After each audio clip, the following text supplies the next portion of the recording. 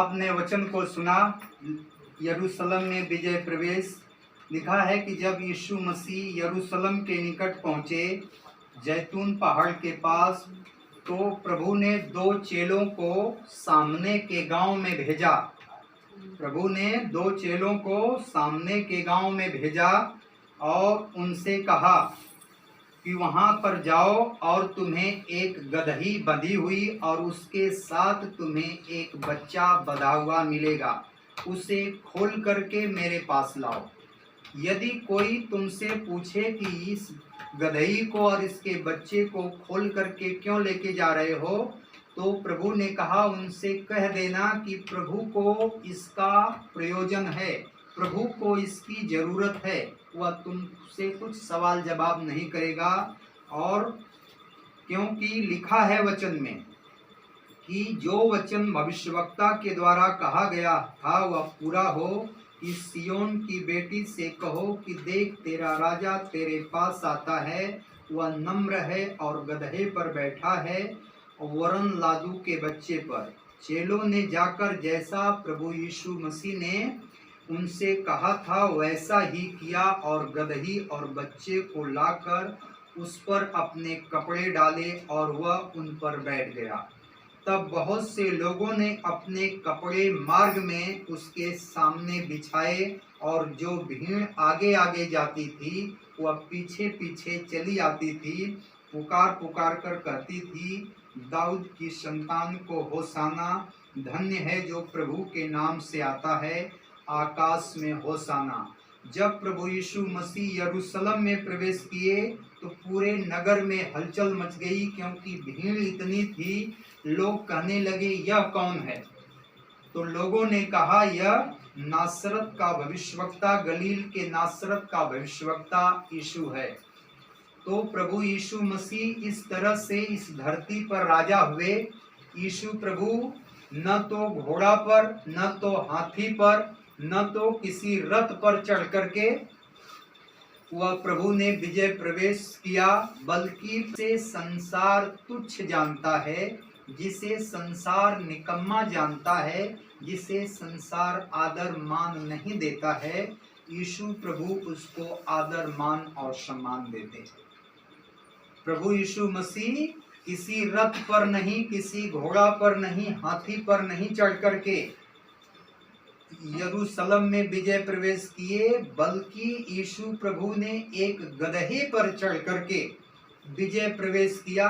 और उस समय के लोग गरीब थे, उन्हें प्रभु के सामने रखने के लिए सोना चांदी हीरा मोती उनके पास नहीं था, बल्कि लोगों ने प्रभु से इतना स्नेह और प्रेम किया, वे अपने शरीर के कपड़े उसके आगे डाल देते थे सम्मान में कि प्रभु पर चढ़ा है गदहे पर और प्रभु आ रहा है। लोग पेड़ों की हरी हरी डालियां काट करके उसके सामने रखते और कहते थे होशाना होशाना, धन्य है जो प्रभु के नाम से आता है, आकाश में होशाना।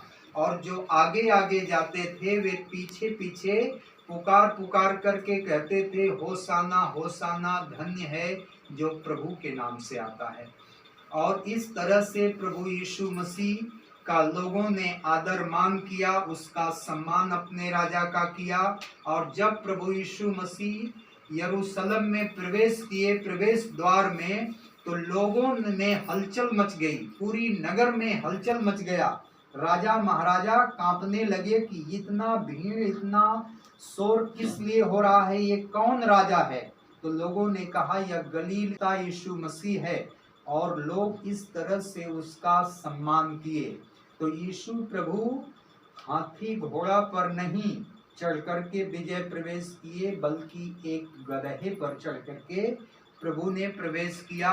प्रभु ये नहीं सोचा कि मैं परमेश्वर हूँ, मैं स्वर्ग में बैठने वाला हूँ, सोने के सिंहासन पर रहता हूँ, क्योंकि वचन में भविष्यवाणी में लिखा था कि वह जो है गदहे के बच्चे पर चढ़ा हुआ, वरन लादू के बच्चे पर आएगा।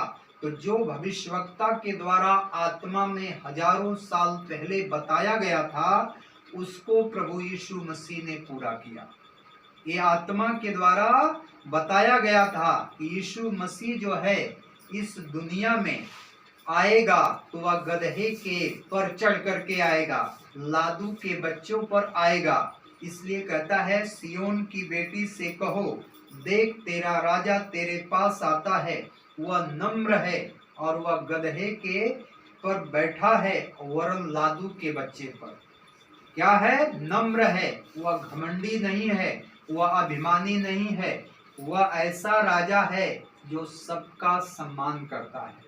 वह परमेश्वर हो करके उसने एक उदाहरण दिया कि आपका स्वभाव कैसा हो? नम्र हो, आपका स्वभाव दीन हो, आपके अंदर घमंड न हो, आपके अंदर अभिमान न हो। परमेश्वर ने दिखाया कि इस तरह से हमें अपने कार्य को करना है। Hallelujah, hallelujah, hallelujah, hallelujah, hallelujah, hallelujah, hallelujah, hallelujah, hallelujah. Hallelujah. प्रभु यीशु मसीह ने यरूशलेम विजय प्रवेश में गधे को ही क्यों यूज किया? गधे को भी क्यों यूज किया? वह हाथी को, घोड़ा को, रथ को, किसी और जानवर को यूज कर सकता, लेकिन वह गधे को क्यों यूज किया? क्योंकि गदहा जो है इस समाज का सबसे निकम्मा जानवर माना जाता है।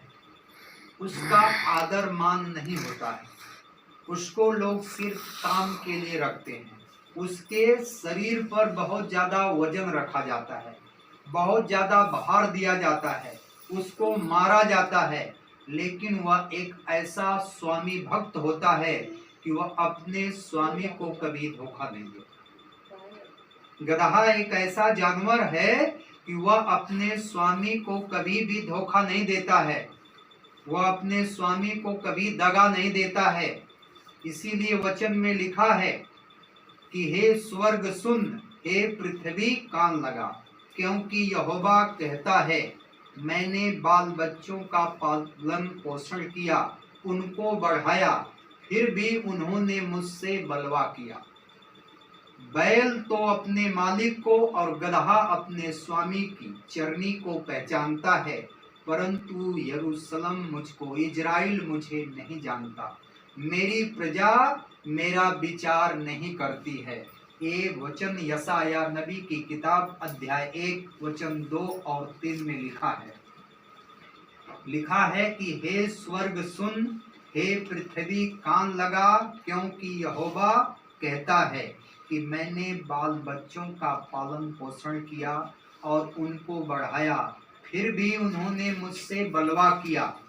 बैल तो अपने मालिक को और गदहा अपने स्वामी की चरनी को पहचानता है, पर इजराइल मुझे नहीं पहचानता, मेरी प्रजा विचार नहीं करती। यशाया नबी की किताब अध्याय 1 वचन 2 और 3। Hallelujah, hallelujah. इसीलिए कहता है कि बैल अपने मालिक को और गदहा अपने स्वामी की चरनी को पहचानता है। बैल खेत से छूटेगा तो अपने स्वामी की चरनी पर, नाद पर ही आता है, और गदहा अपने स्वामी के घर पर ही आता है, क्योंकि ये लोग स्वामी भक्त होते हैं, ये धोखा नहीं देने वाले जानवर हैं। इसीलिए प्रभु ने अपनी सवारी में गधे को चुना। इसीलिए प्रभु ने अपनी सवारी में किसको चुना? गधे को चुना। गदहा अपने स्वामी को कभी धोखा नहीं देता, कभी भी उसको दगा नहीं देता है, लेकिन दूसरा जानवर उसको धोखा दे देता है, दूसरा जानवर उसको दगा दे देता है।